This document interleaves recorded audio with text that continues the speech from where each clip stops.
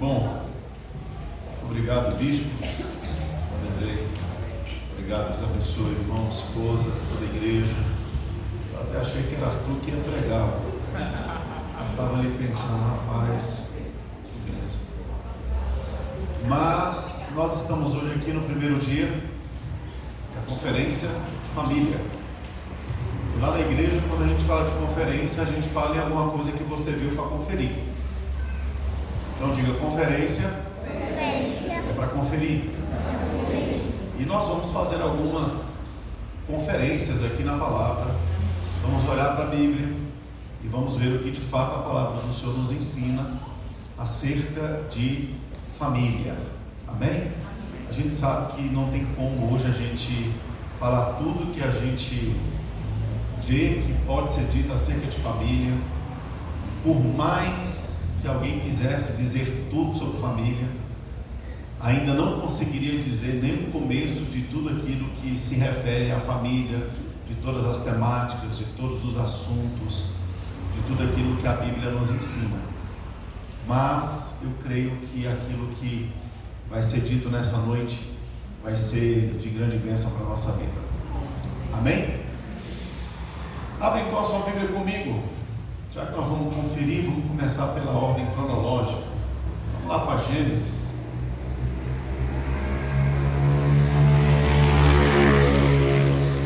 Gênesis capítulo de número 12.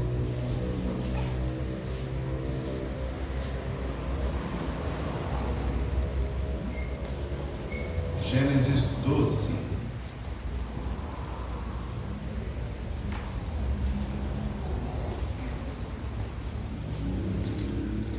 Encontrou?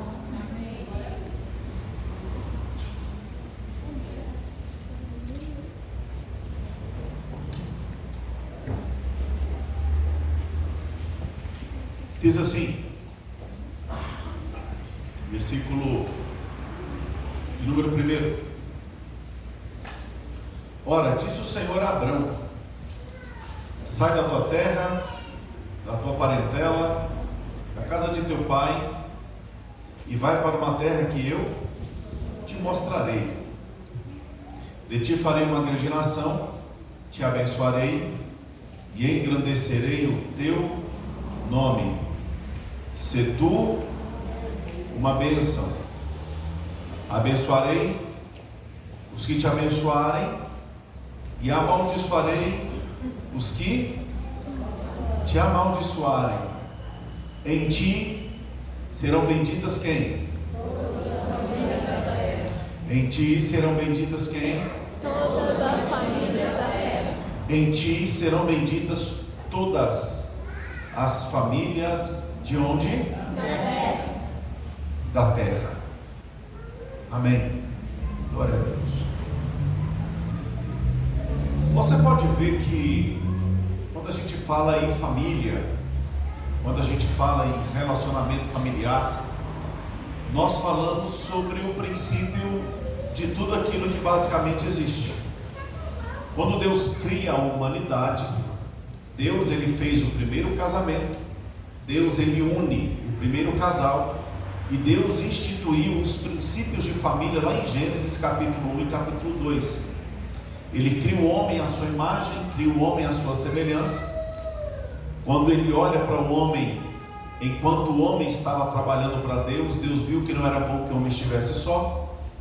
Deus então dá um sono para o homem, tira uma das suas costelas, faz uma mulher. Deus traz a mulher para o homem, e o homem diz: esta agora é osso dos meus ossos, é carne da minha carne. O homem dá um nome para a sua esposa, dizendo: se chamará varoa, porque do varão foi tomado. E a palavra diz que é por isso que deixa o homem pai e mãe, se une a sua mulher e serão os dois uma só carne. A palavra diz que o homem e a mulher estavam nus e não se envergonhavam. O interessante é que Deus criou a família, mas o primeiro pecado que acontece dentro da família. Quando você vai ver a criação da igreja, você vai ver que Deus também criou a igreja juntando famílias. E o primeiro pecado, vamos assim dizer, né, que aconteceu dentro da igreja, também aconteceu dentro da família. Porque quando o pecado entra no mundo, ele entra através do primeiro casal. E quando o pecado começa a tentar invadir a igreja, ele também entra através do casal. O pecado entra no mundo através de Adão e Eva, e depois o pecado tenta entrar na igreja através de Ananias e Safira, lá em Atos capítulo 5. Então a gente começa a pensar e observar o seguinte: por que o diabo ele tenta tanto destruir família? Você já parou para pensar que de tantas formas que Deus poderia se apresentar, a Bíblia diz que ele se apresenta como Deus Pai? Você já viu que Jesus é chamado de Deus Filho? E que o Espírito Santo é justamente aquele que dá a vida, é justamente aquele que faz com que alguém, ao decidir aceitar Jesus como Senhor, o Espírito vem nele, faz nele morada, fazendo com que ele nasça de novo. E então, quando nós olhamos a Trindade, nós também estamos vendo um projeto de família. Hoje, quando nós paramos para pensar naquilo que tem acontecido nos nossos tempos, de fato é para assustar um pouco. Agora em 2020 foi o ano onde mais existiu divórcio no Brasil. Mais de 800 mil divórcios aconteceram em 2020. E a questão não é simplesmente porque divorciou, é que no caso da família e no caso do divórcio, 2020 só foi o termômetro para que a gente pudesse fazer a seguinte conclusão: parece que marido e esposa não estão dando mais certo, vivendo muito tempo junto um com o outro. Então, quando o marido sai para trabalhar para um lado e a mulher fica em casa, ou então a mulher sai para trabalhar para o outro, quando se vê de novo, o marido tem pouco tempo, a mulher tem pouco tempo. Então, no tempo que eles têm, conversam coisas rápidas, procuram saber como é que está o dia, procuram organizar alguma coisa para comprar, procuram resolver alguma coisa da casa e logo já vão dormir. Então parece que o homem e a mulher, o casal, não tinha tempo para estar junto um com o outro. Mas veio 2020 e trancafiou todo mundo dentro de casa. A pandemia fez com que a gente começasse a entender que a gente tinha uma família, que a gente tinha uma esposa, a gente precisava conversar, a gente precisava sentar um com o outro, a gente precisava ouvir o outro. E foi justamente isso que começou a mostrar que o homem e a mulher que moravam juntos não entendiam o que era um casamento. E isso resultou em mais de 800 mil divórcios no Brasil. Então hoje, que você está aqui para conferir família, para fazer uma conferência sobre família, a primeira coisa que eu quero que você entenda acerca de família, que não adianta você tentar olhar para a família do outro, tentar ajudar a família do outro, tentar levar as pessoas a resolver os problemas da família do outro, sem que você primeiro olhe para a sua família, para a sua casa, para o seu lar. Porque o filho mais fácil de educar é o filho do outro. Porque o casamento mais fácil de resolver problema é o casamento do outro. Mas nós não podemos nos esquecer que nós temos uma família. E antes de olharmos para a família do outro, a gente precisa aprender a olhar para dentro da nossa família. Famílias saradas para restaurar. E eu quero falar com você hoje sobre dois aspectos dentro de famílias saradas para restaurar. O primeiro aspecto é que nós precisamos entender que a primeira cura, o primeiro processo de sarar que nós temos que ser submetido, não é para sarar a família do outro, mas é para sarar a nossa própria descendência. É para olhar para dentro da nossa casa e saber que os nossos filhos precisam ver em nós, casais, referencial de um bom casamento. E isso faz com que eles comecem a mudar alguns pensamentos que eles estão tendo. Nunca em toda a história da humanidade jovens correram tanto de casamento como nos nossos tempos. Não querem casar. Eu não estou dizendo que eles não querem ter vida sexual. Eu não estou dizendo que eles não querem morar junto. Eu estou dizendo que eles não querem assumir uma responsabilidade, um compromisso de se unir com outra pessoa e decidir viver o que a Bíblia ensina sobre casamento. Então estão tentando viver uma vida artificial, estão tentando viver uma vida de qualquer maneira. Simplesmente vamos nos unir, vamos morar junto e não vamos casar não, porque casar dá muito problema.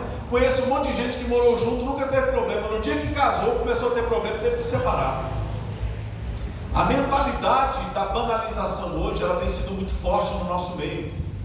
Então eu preciso entender que famílias saradas para restaurar, a primeira coisa que eu preciso restaurar com a cura da minha família é a minha própria descendência. Eu preciso olhar para o meu casamento com a minha esposa. Casais precisam se olhar e começar a dizer um para o outro: nós precisamos restaurar nosso casamento, precisamos restaurar nossa casa, precisamos sarar o nosso casamento. Para quê? Para que os nossos filhos, os nossos netos e os nossos bisnetos, eles tenham prazer em construir uma família como eles estão vendo a gente construir a nossa família. Porque eu não posso dizer que eu estou aqui para ouvir mensagens que vai simplesmente sarar a minha casa para eu sair tentando sarar a casa do outro. Isso pode acontecer, mas no segundo momento. Eu preciso ser sarado como pai para ser um referencial de pai para o meu filho. Eu preciso ser sarada como mãe para ser um referencial de mãe para meu filho e minha filha. Eu preciso ser restaurado no meu casamento para ser um referencial de casamento para os meus filhos, para aqueles que estão me olhando. Veja o que Deus disse para Abraão: abençoarei os que te abençoarem e eu amaldiçoarei os que te amaldiçoarem, porque em você serão benditas todas as famílias da terra. Deus queria alcançar as famílias, mas Deus precisava de uma família, e essa família era de Abraão. Deus queria prover bênçãos para a família, e ele precisava de alguém, e ele quis contar com Abraão. Então, através da vida de Abraão, de Isaac, de Jacó, das tribos de Israel, até chegar na pessoa de Jesus Cristo, Deus queria fazer com que a família fosse preservada, porque em Jesus todas as famílias da terra seriam benditas. Então Abraão, com a sua esposa e toda a sua descendência, tinham a responsabilidade de manterem princípios da palavra, para que esses princípios fossem passados de geração a geração, para que a sua descendência fosse uma descendência forte, uma descendência sadia, uma descendência firmada na palavra. Eu não vim aqui para ficar fazendo você pular, e isso é bom. Eu não vim aqui para ficar tentando mexer com as suas emoções, e eu sei que nós temos emoções, mas eu quero que você hoje comece a repensar que estilo de casamento você tem tido. Que estilo de educação você tem dado para os seus filhos? Que estilo de comportamento, que estilo de postura você tem tido no particular da sua casa? O que é que você permite acontecer com sua família? Qual tem sido a sua postura como pai, como mãe? Sua postura como marido e como esposa? O que o teu filho tem visto você fazer com seus pais? O que os teus filhos têm visto você fazer com o seu sogro e com a sua sogra? O que você tem orientado os seus filhos a serem como namorados, como estudantes, como marido e como esposa no futuro? O que você tem passado como legado dessa geração para a próxima geração? Porque se Jesus não voltar, tudo aquilo que a Bíblia fala acerca de família não vai acabar com a gente. Isso precisa ser passado para frente. Isso precisa ser passado adiante. Então nós temos uma responsabilidade de delegarmos e de darmos à nossa descendência um legado de uma família devidamente estruturada. Para isso eu preciso olhar para a minha casa, eu preciso olhar para a minha vida e começar a pedir ao Espírito Santo que me sonde, que esquadrinhe o meu coração, para que eu possa então descobrir o que eu tenho sido como família.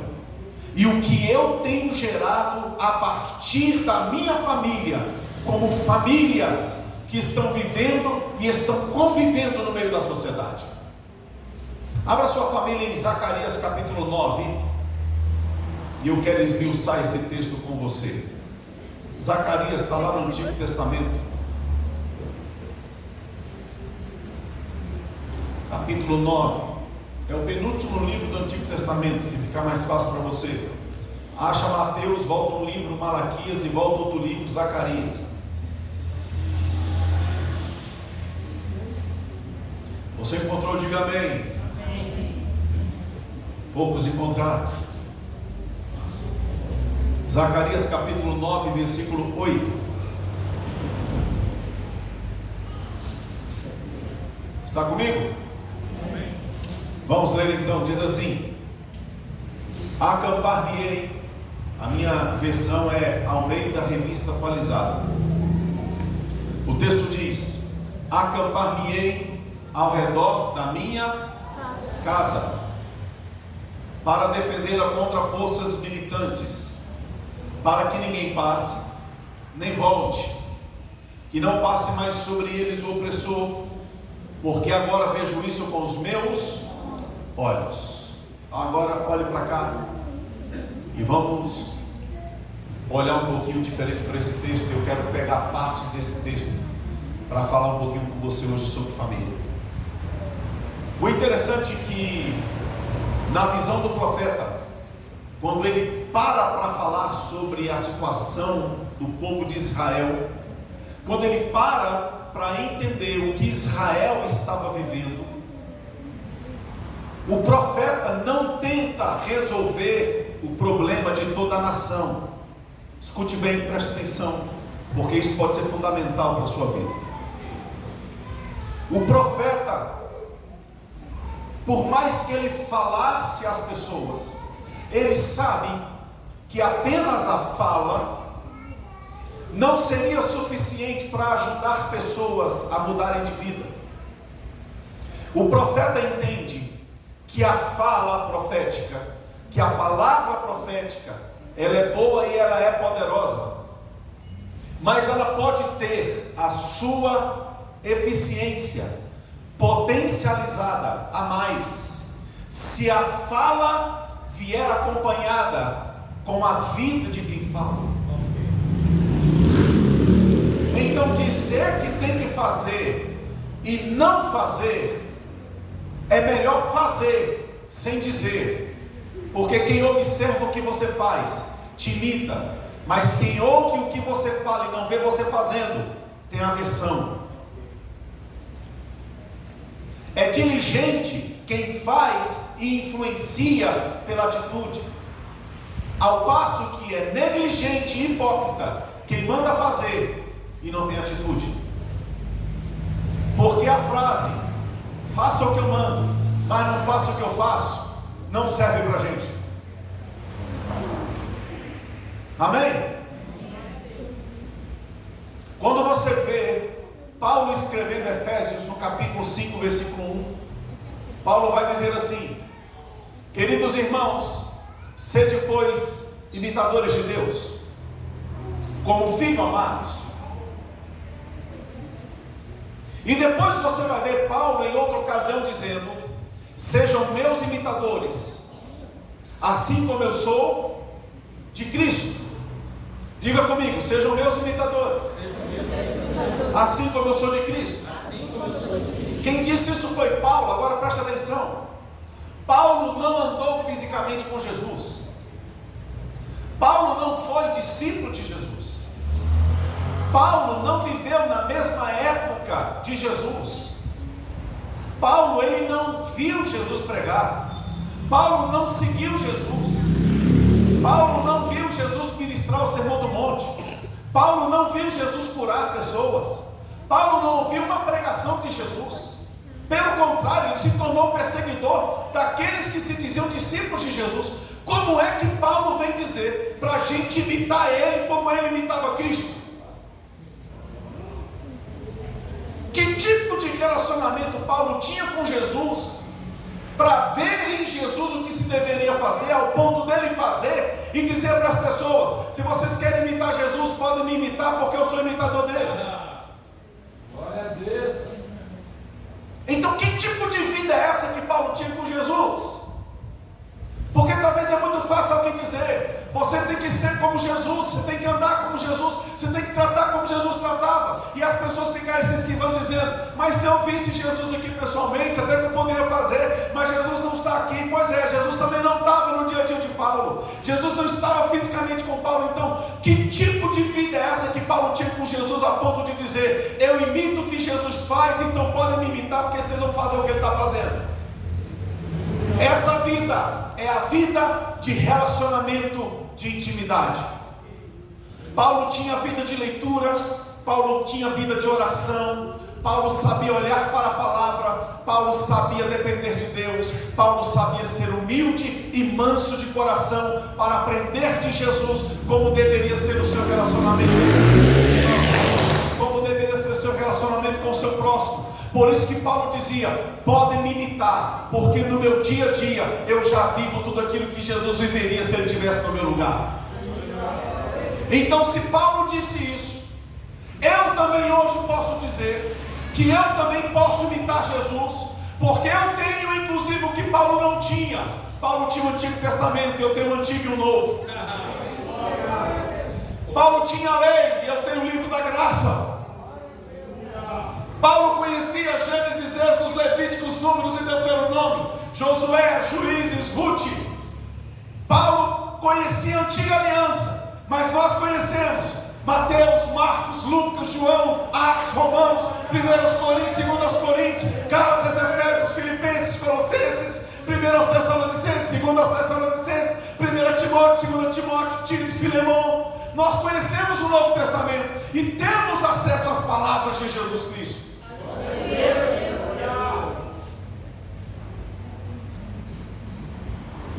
Então, o que me chama a atenção é que Paulo não estava apenas influenciando pessoas por aquilo que ele falava ou por aquilo que ele escrevia. Paulo influenciava pessoas por aquilo que ele vivia. Glória a Deus, Pai. Diga comigo: viver influencia mais do que só falar. Se levanta o sucessor de Moisés, quando se depara com a situação do povo de Israel, sabendo ele que mesmo sendo líder, presta atenção, sabendo ele, Josué, que mesmo sendo líder do povo, a liderança dele era limitada, porque ele podia falar, mas melhor do que falar, ele podia viver, e era isso que ia causar influência correta. Ele se levanta no meio de uma apostasia, ele se levanta no meio de uma circunstância de abandono, e diz assim para o povo de Israel: se vocês quiserem servir aos deuses aos quais serviram os vossos pais, da além do Jordão, sirva. Se vocês quiserem servir aos deuses que estão além do Eufrates, podem servir. Só que eu vou dizer uma coisa: eu não posso determinar sobre a sua casa, mas eu posso determinar sobre a minha. Eu e a minha casa serviremos ao Senhor. Antes de querer se meter na casa do outro, ele sabia que ele tinha que botar em ordem a casa dele. Antes de querer restaurar o outro, ele sabia que ele tinha que primeiro restaurar a sua casa. Antes de influenciar o outro, ele sabia que primeiro ele tinha que influenciar a sua casa. Eu e a minha casa vamos servir ao Senhor. Eu e a minha casa vamos servir ao Senhor. Sabe quantos vizinhos Noé colocou na arca? Nenhum. Sabe quantos primos Noé colocou na arca? Nenhum. Sabe quantos tios ele colocou na arca? Cunhados, cunhadas? Nenhum. A sogra dele não foi para a arca, o sogro dele não foi para a arca. Se ele tinha pais, eu não sei, mas os pais dele não foi para a arca. Mas quando você ouve a história de Noé, Noé colocou toda a sua casa dentro da arca. Lá estava Noé, a sua esposa, seu filho Sem com a sua esposa, seu filho Jafé com a sua esposa, seu filho Cã com a sua esposa. Todos os seus filhos e as suas noras e a sua esposa estavam dentro da arca, olhando para Noé e dizendo: não é por aquilo que você só fala, é por aquilo que você vive, que nós cremos que você está levantando um instrumento para nos guardar.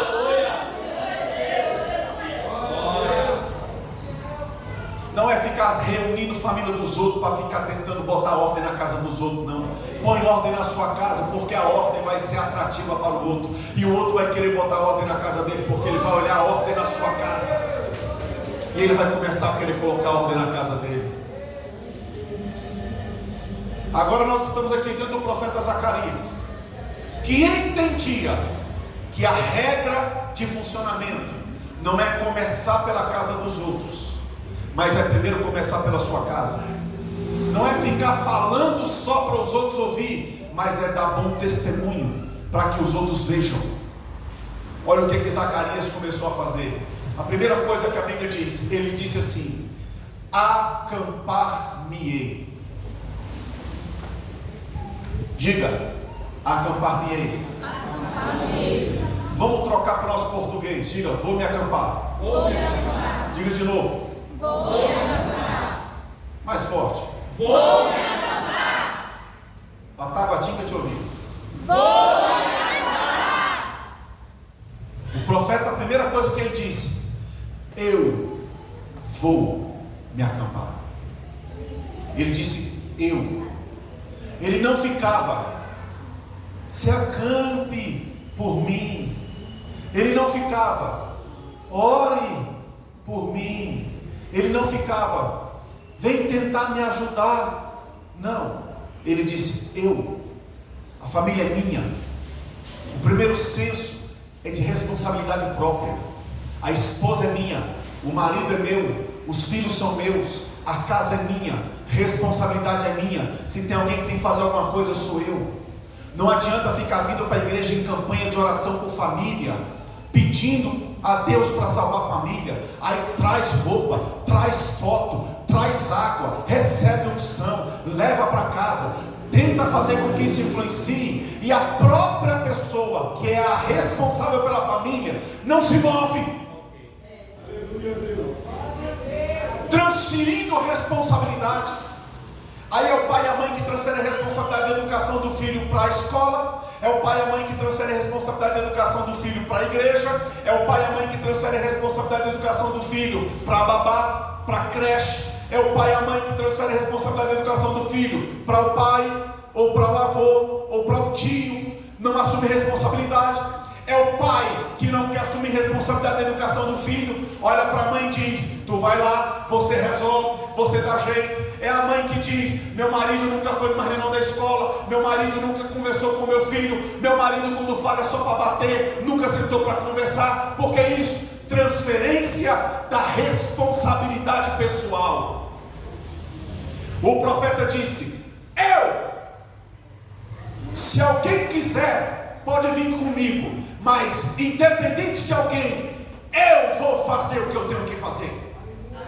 A família é minha, a casa é minha, o casamento é meu, os pais são meus, os filhos são meus, a esposa me pertence, o marido é meu. Então eu vou tomar uma atitude, eu vou me levantar, porque não há ninguém na face da terra que tenha mais autoridade sobre a tua casa do que você.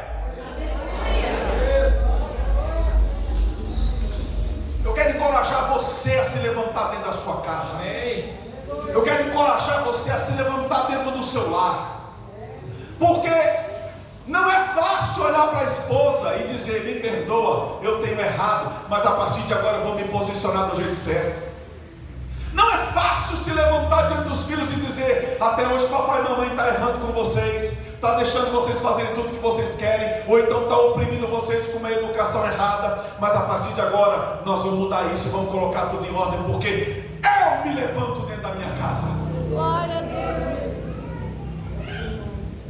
Diga: eu me levanto. Eu me levanto. Diga: eu me levanto. Eu me levanto. Você pode até contar com a ajuda de alguém, irmão. Você pode contar com intercessão. Você pode contar com a igreja te ajudando. Mas enquanto você não decidir se levantar, não vai acontecer. Você é a porta. Você é o canal. Você é o acesso de Deus à sua casa. Deus só alcança a sua casa porque você está lá.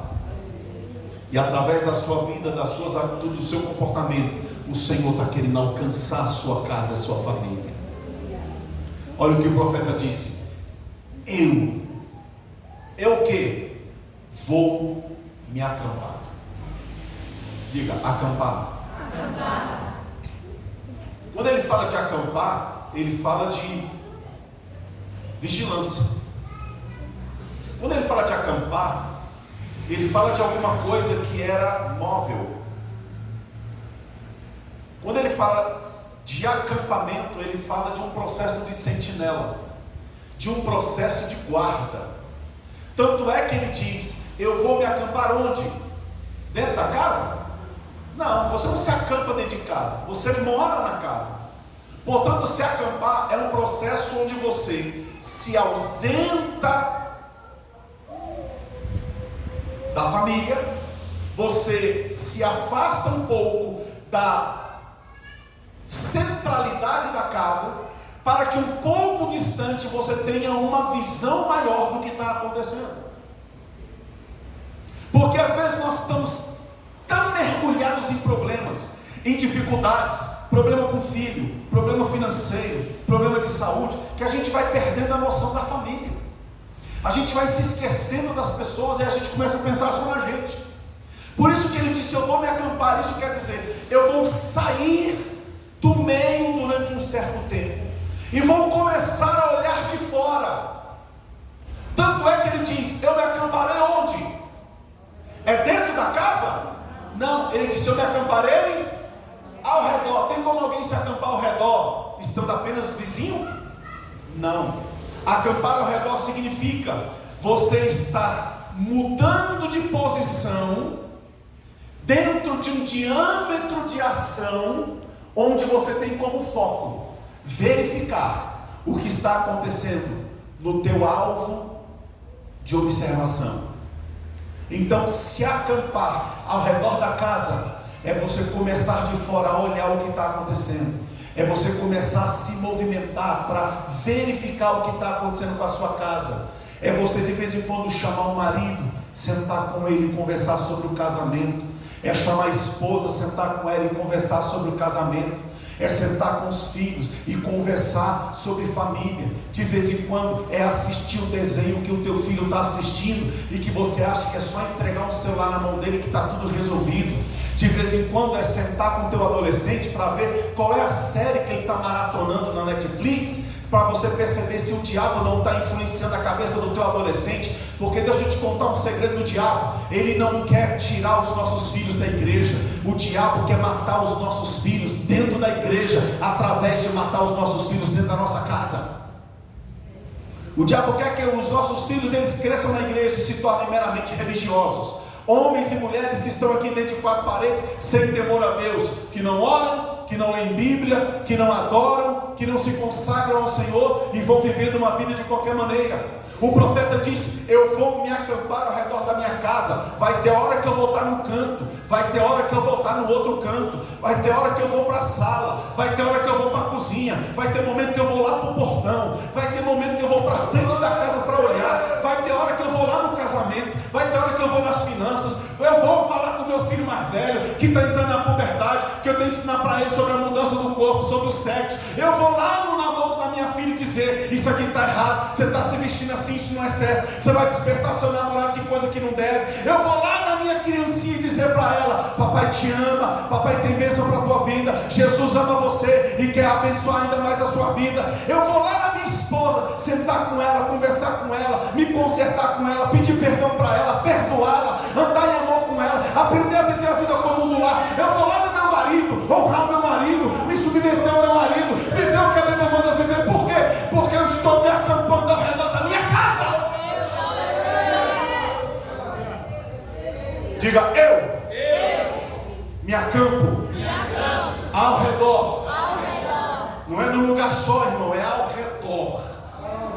Agora ao redor de onde?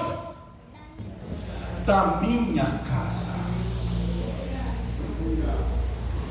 É da minha casa.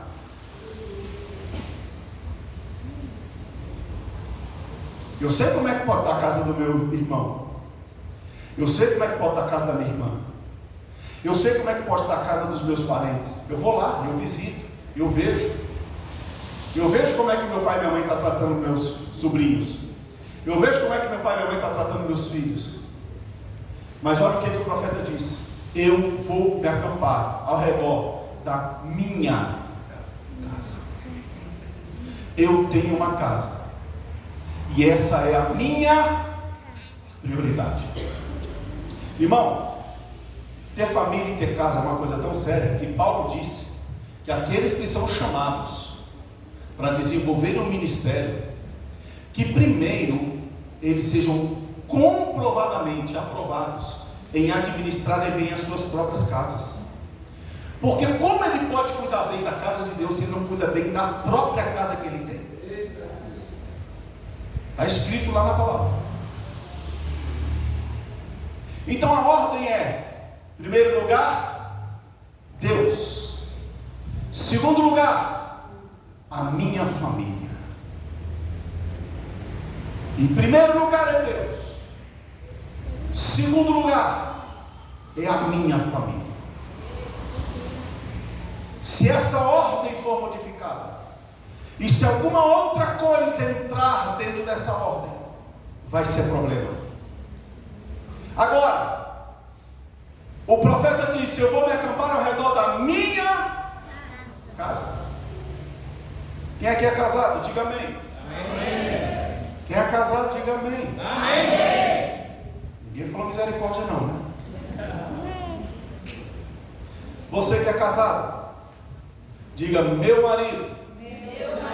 É meu marido. Homem, diga: minha esposa. Minha esposa. É minha esposa. É minha esposa. Glória a Deus. Lugar de filho não é no quarto de marido e esposa. Olha aí o segredo. Eu acho é bom. Se a irmã estava usando essa estratégia, isso cai por terra hoje. Em nome de Jesus. É nome de Jesus Cristo.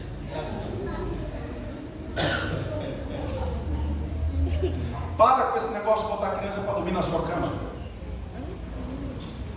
De preferência, tira até o berço do seu quarto. Eita glória. Coloca em outro lugar. Mas e se chorar eu não ouvi? Tu ouve, pode ter certeza. Porque criança, quando chora para ser atendida de madrugada, não tem esse que não ouça. E eu estou falando que eu tive 2. O mais velho está com 22 anos, vai fazer 23, mês 6. E o mais novo está com 19. 1,92 m de altura o mais novo tem. Criança, quando chora, dá para você saber de longe que você precisa ir lá. E se chorar 30 segundos não morre. Pode ter certeza. Então, marido e esposa, aprenda que o seu quarto é o seu lugar de intimidade. Nada nesse negócio de ficar colocando criança para dormir com você na cama. Ainda coloca bem no meio. Tem uns que lá pelas madrugadas tiram do meio e jogam para o lado. E aí quer inventar uns negócios com a criança na cama. Pelo amor de Jesus, para com isso.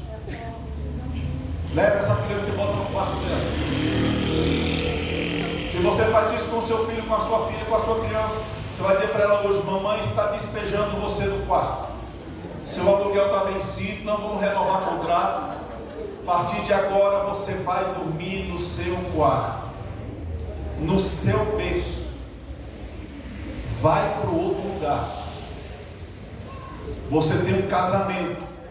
A Bíblia diz que você é um com o seu marido, com a sua esposa. Não é com o seu filho, com a sua filha. Não é com a sua criança. Você é um com o seu marido e com a sua esposa. O profeta disse: eu vou me acampar ao redor da minha casa. Zela do seu relacionamento conjugal.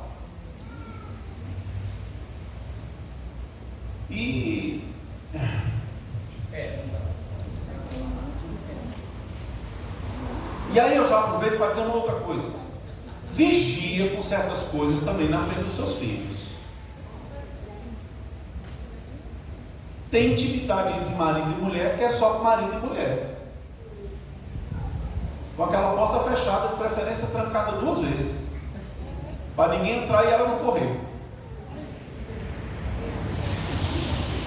Para de ficar com certas intimidades na frente de crianças. Criança não entende que aquilo ali é uma coisa de papai e de mamãe. Criança acha que aquilo ali é uma coisa entre pessoas.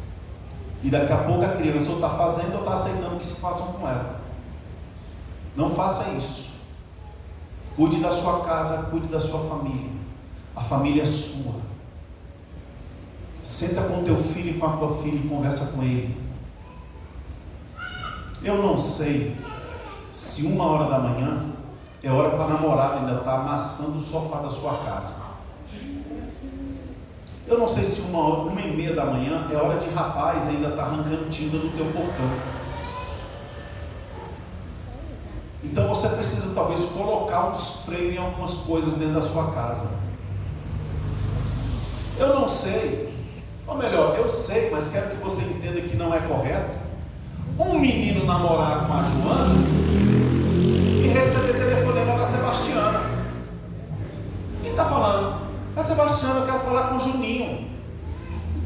Juninho, Sebastiana, e tu vê o Juninho todo serelepe com a Sebastiana. Mas tu fala, mas tu não namora, não é com a Joana? Ah não, é porque né, as meninas não, cabras sem vergonha. Olha aí. Você é macho ou você é um saco de batata? Você vai aprender a honrar uma namorada para depois você aprender a honrar uma só mulher. Você não namora com 2 porque você não vai noivar com 2 e nem vai casar com 2 e nem vai ter vida com 2 depois. Então vai aprender do namoro. E se não sabe namorar uma só de uma vez, então não namora nenhuma a partir de hoje. Até aprender a virar homem, virar gente, aprender a honrar outra pessoa, não ficar brincando com o sentimento da outra e não se tornar um adúltero em potencial, que amanhã depois não vai saber ter fidelidade a mulher nenhuma, porque desde na época de namoro só sabia namorar 3, 4, 5 ao mesmo tempo.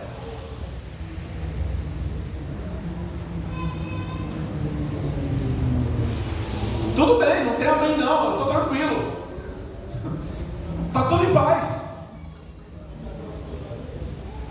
Então, para eu analisar a restauração de famílias, eu preciso olhar para a minha família. Eu preciso olhar para dentro da minha casa. Eu quero sarar famílias, para que essas famílias sejam saradas partindo da minha. Eu saro a minha casa, eu restauro a minha casa, e a primeira descendência restaurada tem que ser a minha, para que a minha descendência comece a influenciar por onde ela passar. O profeta diz: eu vou me acampar ao redor da minha casa. Para fazer o quê? Para defendê-la. Diga, defendê-la. É para acusá-la? É para maltratá-la? Vai fazer o quê? Vai defender. Eu disse: eu vou defender. Eu vou defender a minha esposa. Eu vou defender meu marido. Eu vou defender meus filhos. Eu não vou passar a mão para aquilo que eles estão fazendo de errado. Mas eu também não vou ficar do lado das pessoas quando eles estão querendo humilhar minha casa, humilhar minha família. Gente, o que mais tem de homem que hoje humilha a esposa? Você está gorda. Você está desengonçada. Você continuar engordando, eu vou trocar você por 250 quilos. O que tem de mulher que humilha marido, talvez ela não humilha com a boca, mas ela humilha com atitudes. Ela humilha quando ela não trata com respeito, quando ela não trata com honra, quando ela usa o sexo como uma moeda de troca ou como uma moeda de valor. Se me der isso, tem aquilo. Já que não me deu aquilo, não tem aquilo outro. Desonra o marido, desrespeita o marido, humilha o marido. Quantos pais que não sabem tratar bem os seus filhos? Não sabem entender que o filho está crescendo e você não fala com um adolescente de 17 anos como você fala com uma criança de 6. Você não fala com um jovem de 22 como você fala com um adolescente de 17. Quero dizer para os pais aqui que tem uma época na vida do filho que ele cresce que você não tem mais como ficar entrando no quarto sem avisar. Você não tem como mais ficar entrando no banheiro na hora que está tomando banho. Por quê? Porque existe um pudor, existe uma vergonha, existe um constrangimento que precisa ser respeitado pelo pai e pela mãe. Não é porque nasceu de você, não é porque você deu banho quando era criancinha, que hoje está com 13, 14, 15 anos, e para você tem que ser normal ver a pessoa nua. Pai e mãe tem que ser os primeiros a preservar isso na vida dos filhos. Ensinar os filhos a não sentar no colo de qualquer um. Ensinar os filhos a não ficar abraçando qualquer um, não aceitar balinha de qualquer um. Isso é coisa que pai e mãe tem que fazer para o filho e filha. Se deu um celular para o filho, então a primeira coisa que você vai ensinar ao seu filho é que ele não tem senha no celular que você não saiba. E ele não vai acessar no celular nada que você não autorize. Ele não vai baixar aplicativo que você não consinta. E se ele fizer isso, tire o celular dele. Porque é melhor ele perder o celular e ir para o céu nunca tendo usado o celular do que ir para o inferno com celular, internet e tudo. Se acampe ao redor da sua casa para quê? Para defendê-la. Eu vou defender a minha casa porque hoje o nudismo está aí. Hoje a ideologia de gênero está aí, irmão. Esse negócio não está mais longe da gente não. Está em 2 cliques no celular. Numa mudança de canal. Num acesso da internet. Está tudo dentro da nossa casa, no colo dos nossos filhos. E aí você deixa o seu filho dormir e ainda leva celular. E o menino fica até no 5 horas da madrugada. Você fala, não está dormindo nada, está debaixo da coberta, com o celular ligado, com a luminosidade baixa do celular para não incomodar ninguém, mas está lá, às vezes com fone de ouvido, ouvindo o que não deve, e o diabo se aproveitando disso, porque se nós investíssemos na vida da nossa família como o diabo investe, irmão, o diabo não tinha espaço na nossa casa não. Eu vou me acampar ao redor da minha casa para quê? Para defendê-la. Vou defender minha família da depressão, vou defender minha família da angústia, vou defender a minha família da falta de perdão, vou defender a minha família da violência. Ver 2 irmãozinhos brigando e não fala nada, acha que é bonitinho, acha que não tem nada a ver, chama o filho de burro, não dá nem tapa na bundinha mais não, dá murro no meio das costas, cascudo que parece um murro que dá na cabeça da criança, e acha que isso é normal. Não sabe falar com a criança, só sabe falar se for gritando, ainda muda o tom de voz, como se estivesse discutindo com outro homem no meio da rua. Acha que é pelo medo que se educa, e se esquece que é pelo respeito que se educa e não pelo medo. Mas sabe o que o profeta disse? Eu vou me acampar ao redor da minha casa. Para quê? Para defendê-la. Nunca elogiou um filho, nunca elogiou uma filha. Por isso que lá fora, quando o filho e a filha ouvem um elogio, ele vai. Vou defender a minha casa. Vou defender contra quem? Contra a música que não agrada a Deus. Vou defender contra o filme que promove o que não deve. Vou defender contra a sensualidade que quer influenciar minha filha e meu filho através da roupa que usa. Vou defender contra o tipo de palavra que fala, só xinga palavrão, só abre a boca para mentir. Eu vou defender disso. E muitas vezes defender disso é corrigir. Muitas vezes defender disso é punir porque está fazendo a coisa errada, é corrigir, é botar no castigo, é tirar o prazer. Por quê? Porque não está aprendendo a aproveitar, não está tendo maturidade para usar. Vou defender como? Impedindo que faça a coisa errada, porque a Bíblia diz que se um filho não tem disciplina, ele é bastardo, porque o bastardo não tem correção. Agora, se há correção, é porque existe um pai e uma mãe que ama. A maioria dos filhos rebeldes que existem hoje em dia, sabe por que são rebeldes? Não é porque se levantaram contra a autoridade, mas é porque nunca tiveram uma autoridade sobre eles. É aquela criança que você leva na padaria, se não der uma balinha ele chora, bate a cabeça na vitrine, começa a espernear. É hora de você olhar e dizer: se tivesse se comportado eu dava, agora que não se comportou não vai ganhar. Mas vai chorar, ele vai chorar 1 hora, vai chorar 2, ele vai chorar 3, não tem problema, uma hora ele vai cansar, ele vai entender, se eu chorar não ganha. Aí ele vai estar lá na padaria com você no outro dia, aí na hora que você for sair ele vai olhar para você e falar assim: mamãe, a senhora viu que eu não chorei? Você vai dizer: é mesmo? Moço, me dê 2 daquela balinha. Aí ele vai saber, eu agi certo, fui recompensado. Agora se ele sabe que ele agiu de uma forma que é errada, mesmo não sabendo que é errada, mas se ele agiu de uma forma indevida e ele foi recompensado, sabe quando é que ele vai mudar? Nunca!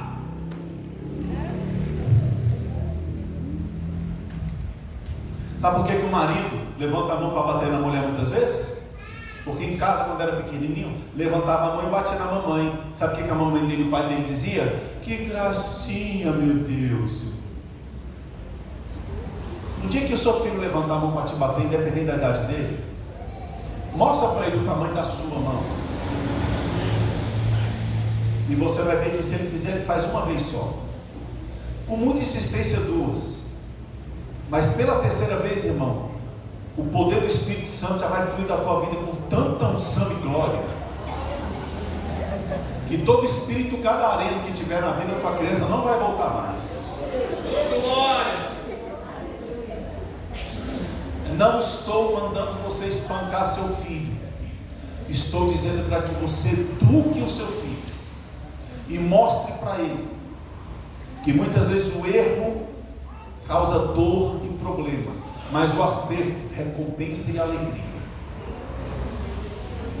Menino chega em casa com um amigo, você não pergunta quem é, de onde veio, nem para onde vai. Chega em casa com uma roupa, não foi você que comprou, não foi seu marido ou sua esposa que comprou. O menino chega em casa com uma jaqueta, entra, você não fala nada. De repente a menina chega com uma coisa diferente. Quem te deu isso? Minha coleguinha. Aí você pensa: ah, já que foi ela que ganhou, é benefício, não fala nada. Não procura saber quem é, não procure ir atrás, não procure investigar. Você não sabe se aquilo foi roubado, você não sabe se aquilo está ali indevidamente, você não sabe se alguém deu, se ela está mentindo para você que foi alguém que deu. E a gente vai fazendo como se nada tivesse acontecido. Diga: eu vou me acampar ao redor da minha casa. Para quê? Para defendê-la. Diga: eu vou defender a minha casa. Olha o que ele diz no texto: para defendê-la contra forças militantes. Presta atenção. Defendê-la contra forças militantes. Paulo dizia que nós sabemos contra quem lutamos, porque não ignoramos os seus ardis. Paulo dizia que nós tínhamos uma luta e uma batalha que era travada. Eu sei que somos vencedores em Cristo, somos uma igreja triunfante, porque todas as nossas batalhas já foram vencidas por Jesus na cruz do Calvário. Mas a vitória de Jesus na cruz do Calvário me assegurou o direito de, ao me manter na posição certa, o que Ele fez na cruz tem validade para a minha vida. Como é que eu defendo a minha casa de forças militantes? Quando eu olho para a cruz e creio, pelo sangue de Jesus, eu tenho poder e autoridade sobre todos os demônios. Eu vou orar e interceder pela minha casa. Pelo poder de Jesus na cruz, eu tenho capacidade para perdoar, e eu vou perdoar minha casa para defendê-la contra o ódio e a mágoa. Vou defendê-la contra tudo aquilo que vem contra ela. O profeta disse: para que ninguém passe e ninguém volte, que não mais passe sobre eles quem? O opressor. Veja que ele sabia que existia uma resistência, ele sabia que existia algo no reino humano, mas também algo no reino do Espírito, e isso demandava dele esforço e cuidado. Vai ter coisa que você vai falar para sua família uma vez, e não vai resolver. Você vai ter que falar 2, 3, 4, começou a dar jeito, daqui a pouco vai errar de novo, você vai ter que falar novamente. Por quê? Porque você precisa constantemente estar ao redor da sua casa, cuidando da sua casa, defendendo a sua casa contra forças militantes, que ninguém passe mais sobre eles. O que estava de errado saiu, não volte, e o que está de fora errado tentando entrar, não vai ter espaço. Por quê? Porque você está lá guardando a sua casa, protegendo a sua família. E o final do versículo ele diz: porque eu agora vejo isso como? Com os meus olhos. Sabe qual é a melhor condição que nós temos em relação à nossa casa? É quando não precisa mais ninguém nos falar nada, a gente começa a enxergar. É quando o pai olha para o filho e fez: esse menino está muito quieto, uma coisa está acontecendo. É quando o menino chega da rua e já passa direto, não fala nada. Opa, alguma coisa errada. É quando o marido está chateado e a mulher percebe, a mulher está chateada e o marido percebe. É quando alguma coisa foge da normalidade e alguém tem a percepção de saber: alguma coisa não está bem. O termômetro do discernimento espiritual está acionado na minha vida. Alguma coisa não está bem. O profeta dizia: porque eu agora vejo isso com os meus olhos.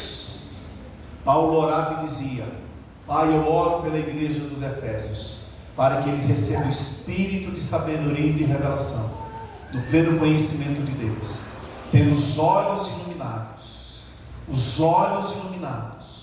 Os olhos iluminados. Olhos iluminados significa conhecimento, não natural meramente, mas percepção, discernimento espiritual. É quando você começa a cercar a sua família em oração e de repente começa a chegar no teu espírito uma nota de que aquela amizade do teu filho não é uma boa amizade, de que aquele namoro precisa acabar, de que aquela associação não pode mais continuar, de que aquele lugar que o teu marido frequenta, aquele trabalho que ele está, não é mais algo de Deus ali, de que aquela cabeleireira que a tua esposa vai, ou de que aquela manicure que você frequenta não é mais um bom lugar seguro para você, como uma dona de casa que está ali sendo influenciada por mulheres que não tem coisa de Deus para influenciar a tua vida. Ele dizia: eu agora vejo isso com os meus olhos.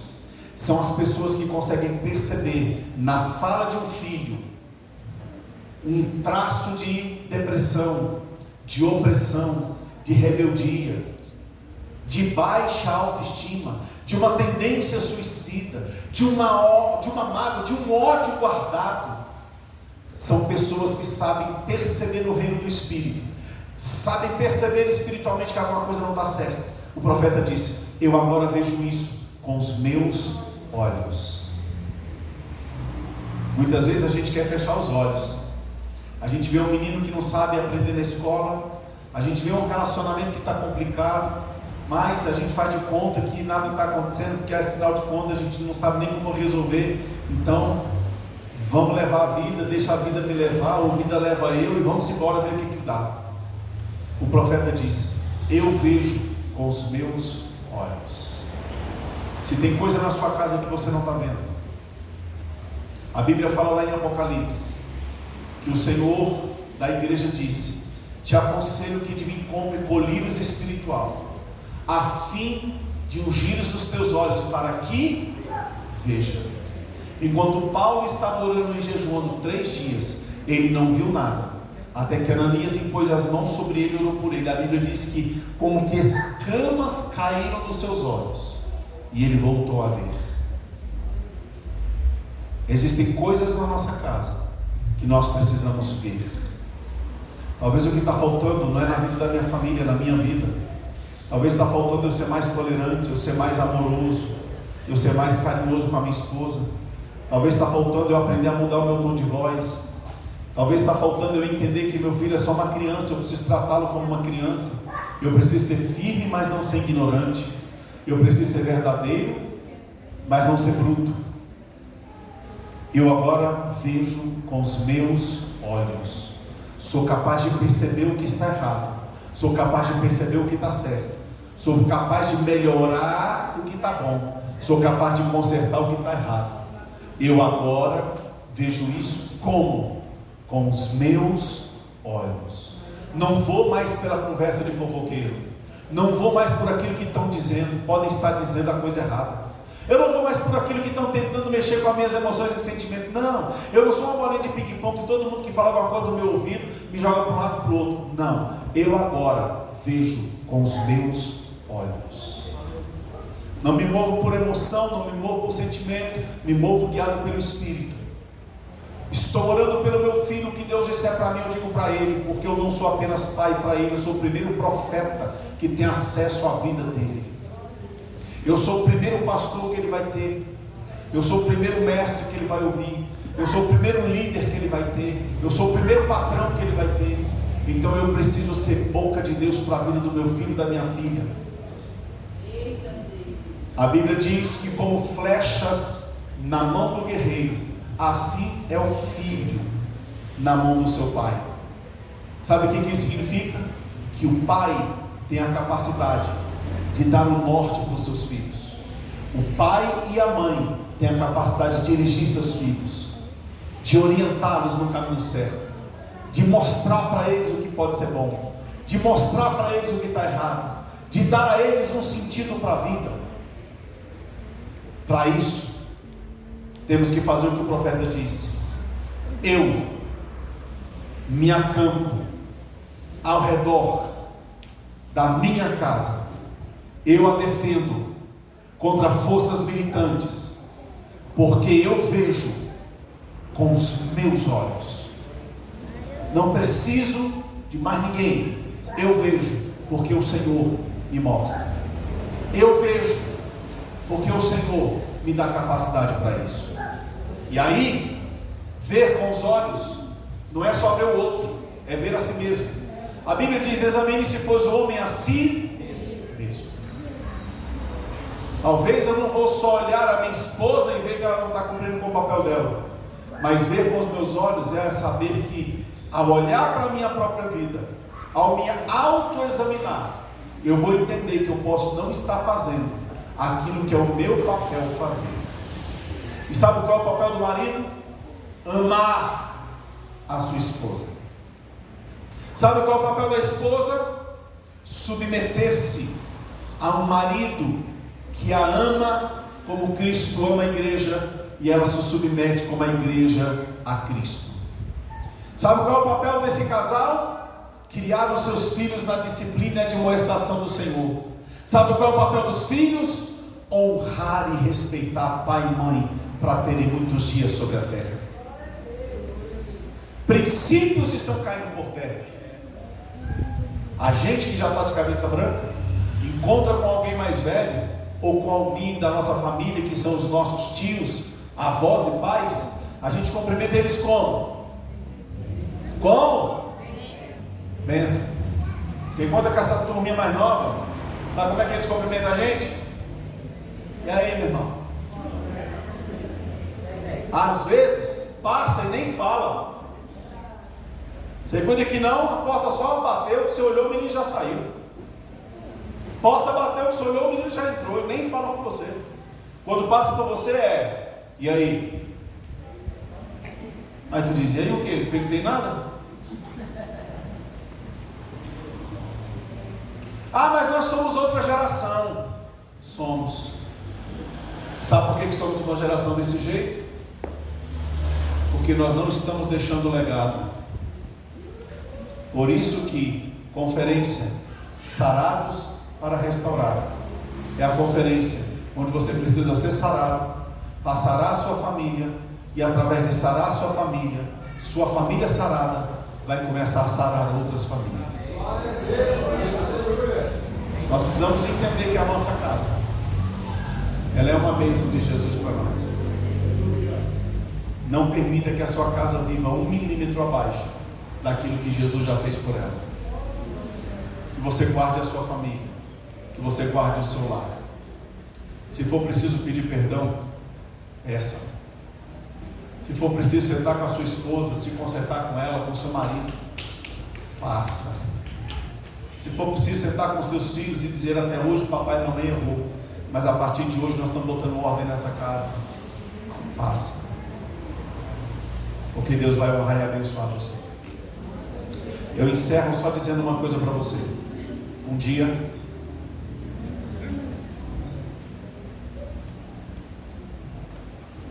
Deus disse para o profeta Isaías assim: vai lá na casa do rei Ezequias. E o profeta foi. Quando o profeta chegou lá, Deus disse: chama o rei e diga para o rei assim: ponha a tua casa em ordem, porque certamente você vai morrer e não vai viver. Diga comigo: ponha tua casa em ordem. Olha para o irmão do seu lado sorrindo, para ele não achar que você está sendo profético. Diga para ele: ponha tua casa em ordem. Levanta assim uma das duas sobrancelhas para ele ver que o negócio é sério. Agora olhe para mim.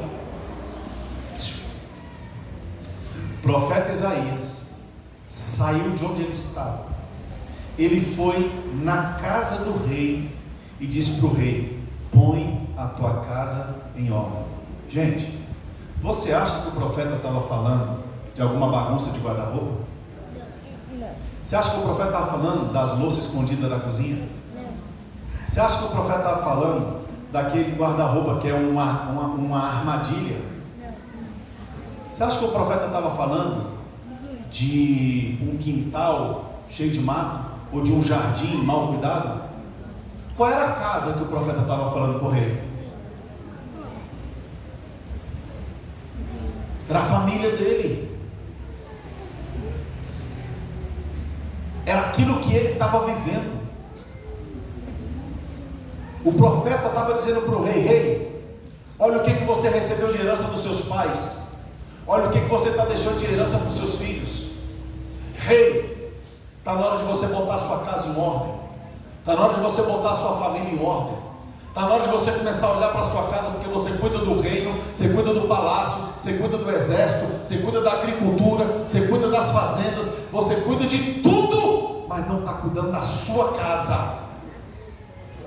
Você tem decretos sobre a família dos outros, mas não tem autoridade sobre a sua casa, sobre a sua família. Põe a tua família em ordem. Virou as costas e saiu. O que o rei fez? Virou-se para o canto da parede e disse: Deus, lembra-te que eu andei com retidão diante do Senhor. Sabe o que isso significava dizer? Deus, tu sabes que o que eu pude fazer com os outros, de certo eu fiz, e realmente agora eu preciso fazer com a minha casa o que eu tenho que fazer. Aquilo era um ato de arrependimento do rei. Tanto é que quando o profeta estava atravessando o jardim da casa, Deus disse: epa, onde tu vai? Ele disse: estou indo embora para casa, fiz o que o senhor mandou. Ele disse: pois dei minha volta e volto lá e digo outra coisa para o rei. O profeta deu meia volta e voltou. Disse: rei, tem outra palavra de Deus para você. O rei pensou: se na primeira vez ele disse que eu vou morrer, na segunda vez ele só vai dizer agora. O profeta veio, apontou para o rei e disse: assim diz o Senhor, porque você se arrependeu, porque você mudou a história, vou dar a você mais 15 anos de vida. E para que você saiba que eu vou te dar 15 anos de vida, vou curar essa praga que está no teu corpo, e você vai viver. Peça um sinal. O rei disse: acelerar o sol pode ser fácil, porque de repente o tempo passa e a gente nem vê, mas voltar ao sol eu duvido. O rei disse: que volte 15 graus o sol na sombra. E o profeta disse: que assim seja. Quando ele olhou, voltou 15 graus, mostrando que Deus estava confirmando o que ele estava dizendo através do profeta. Por quê? Porque um rei que tinha autoridade sobre todo o reino não estava cuidando da sua casa. Tem muito rei dentro de igreja, pastoreando, que está perdendo a coroa, porque tem igreja boa e grande, mas está perdendo a família. Tem muito rei do mercado de trabalho, perdendo a coroa, perdendo a vida. Por quê? Porque está cuidando de tudo lá fora, mas não está cuidando da sua casa.